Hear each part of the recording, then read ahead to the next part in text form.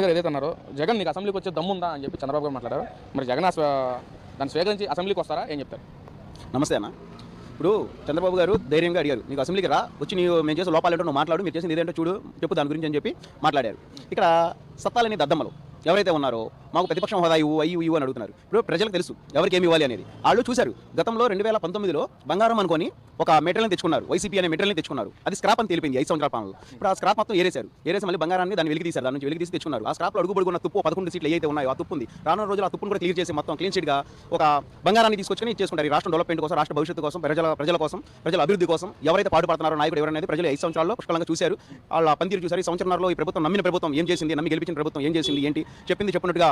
గతంలో అమ్మఒడి ఒక పిల్లడికి వేస్తే వీళ్ళు తల్లికి వందనం పేరుతో ఎంతమంది అంతమందికి వేస్తానన్నారు, వేశారు. గ్యాస్ బండ్లు 3 సంవత్సరాలు 3 గ్యాస్ బండ్లు ఇస్తానన్నారు, వేశారు. రేపు రానున్న రోజుల్లో ఆ డబ్బులు కూడా రిటర్న్ అకౌంట్లో పడుతున్నాయి. తర్వాత వచ్చేసి మనకి అసలు ప్రజలు ఏ సమస్య మీద ఇబ్బంది పడుతున్నారు, ఏ సమస్య మీద బాధపడుతున్నారు అనేది చూసి ఆ సమస్య పరిష్కార మార్గంగా పనిచేస్తున్నారు.